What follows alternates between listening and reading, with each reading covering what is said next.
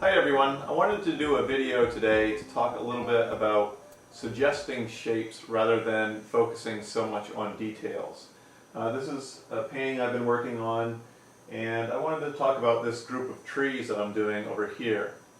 From far away they look pretty realistic. They have a good feel to them, and they look pretty detailed. But as you zoom in, which I'll do in a minute, you'll notice that what I did mostly is just suggest the shape of the trees and then add a few highlights here and there on top of my darker colors to create what looks like a lot of detail. When it comes to doing details, if you get too focused on the details themselves and you look too closely to the canvas, you're going to find yourself struggling to get everything to look accurate. You can, step back and then get close to the canvas and step back and so on to try to get the details right. But what I suggest doing is to try to make your shapes accurate. And then the details, you can suggest things, like you can suggest trunks of the trees with some longer brush strokes. Rather than sitting really close, looking at a picture of a tree, and then trying to do every little detail of the tree trunk.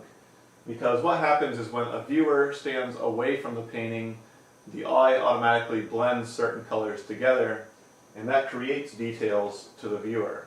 In the tree trunks here, I just kind of suggested a few different colors and left a few dark areas. I didn't use any very detailed brush strokes. I just used basically some suggestion of color to create details to the viewer. So the main thing you want to do when you're doing landscapes is try to get the shapes accurate and don't worry so much about the details. Suggest the shape and then suggest some of the details, and then when the viewer steps back from the painting, the details will be there. Okay, I've zoomed into the trees a little bit, and as I get closer you'll see what I mean. I didn't really paint every little leaf or every little branch. I just kind of suggested with brush strokes the thought of leaves, I guess is what I would say. And as you go back from the painting, it looks like it's more textured than it really is. Okay, I'm going to zoom in a little bit more here, and as you can see, I just used differentiating brush strokes. I used darker colors to start the tree, and then as I moved out, I used brighter and brighter to create dimension. But for my brush strokes, I just kind of dabbed the brush on with color, and as you're using different colors and different tones, you're going to get depth and texture. You don't have to sit there and paint every little leaf.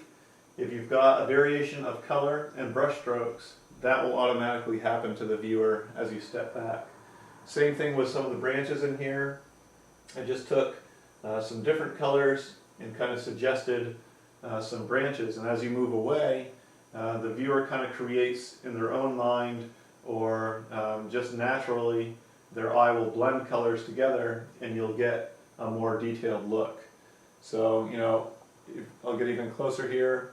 As you can see, the brush strokes aren't specific to each leaf. They're just kind of suggested, which means, you're just putting paint on there and kind of highlighting an area to make it look like, details. Okay, and now as I'm zoomed out again, you can see the trees look a little more detailed. So when you're painting landscapes, try to suggest certain shapes.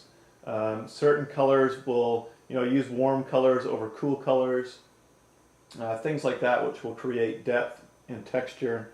And don't worry so much about detailing every little piece, because when the viewer looks at a painting and they step back from it, if the shapes are accurate and you've suggested highlights and leaves in enough areas, the viewer will automatically think it looks realistic.